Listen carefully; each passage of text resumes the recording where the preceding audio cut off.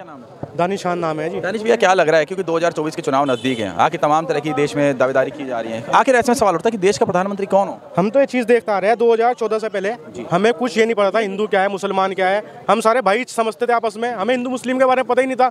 लेकिन 2014 के बाद जो निज़ाम बदला है, जो हिसाब बदला है, जो इन्होंने नफरत के बीज पैदा करे हैं, इन्होंने भाईचारा खत्म करने का पैदा करा है।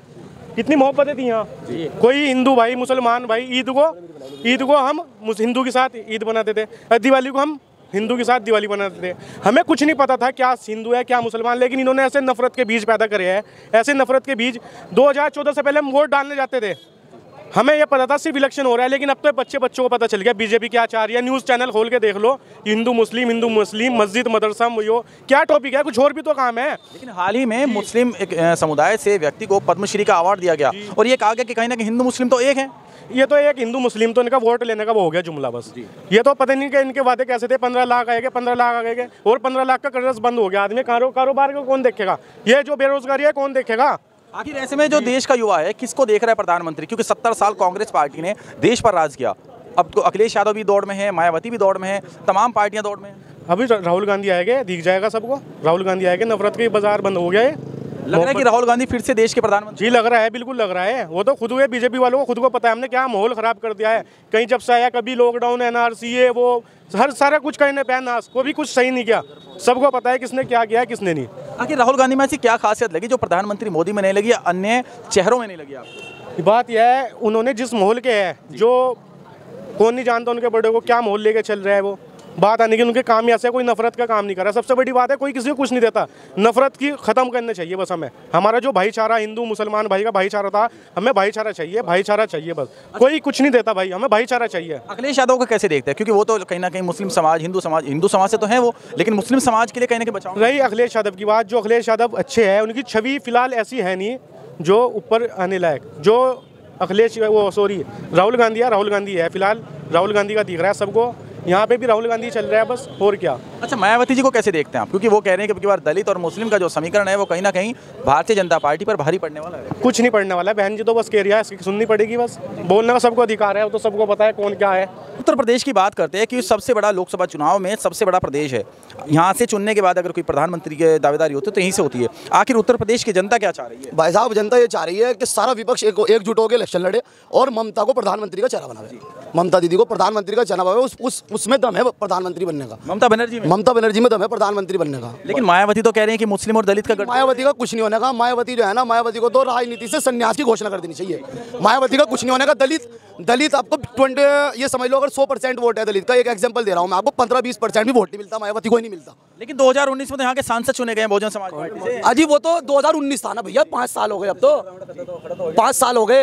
एमपी साहब ने भी कुछ नहीं करा, एमपी साहब भी अपना झूलते फिर रहे, वैसे ही कार्रवाई इधर उधर, कुछ नहीं होता एमपी साहब से, कुछ नहीं होता, बोलना तो जाता नहीं। एमपी साहब की उम्र ज्यादा हो गई एमपी साहब की। अखिलेश यादव कहने की बार वो भी हैं, वो तो मुस्लिमों का मतलब लगातार बचाव। भाई वो मेरी बात तो सुनो, अखिलेश यादव हाथ हो जाएंगे, मुस्लिमों पे चेहरा भी है अखिलेश यादव का, लेकिन उठता तो कुछ नहीं।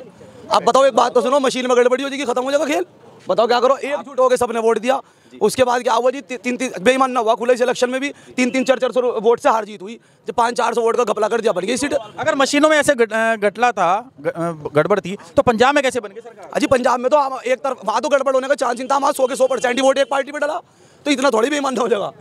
भारतीय जनता पार्टी वहाँ भी सह रही थी। अजी भारतीय जनता पार्टी, भाई साहब मैं बताऊँ आपको, भारतीय जनता पार्टी जो है ना, भारतीय जनता पार्टी इस टाइम दुनिया की सबसे बड़ी पार्टी हो रही, मान लोगे इस बात को आप। लेकिन क्या है मेरे भाई, देखो वक्त सबका आता है, ठीक है। कल कोई और राजा था, ये भी एक दौर है, वो भी एक दौर था, आज भी एक, आगे भी थोड़ा सा 5 साल 3 साल 10 साल 20 साल कर लो हुकूमत, लेकिन बात सुनो, जुल्म की जो हुकूमत होती है ना, जुल्म की वो ज्यादा दिन नहीं चलती। तो कहीं ना कहीं आपकी इच्छा है कि ममता बनर्जी बने? ममता बनर्जी बनेगी, और सारा विपक्ष अगर एक होकर झूठ होकर लड़े, नहीं तो बनेंगे प्रधानमंत्री। आप बताइए, नाम क्या है?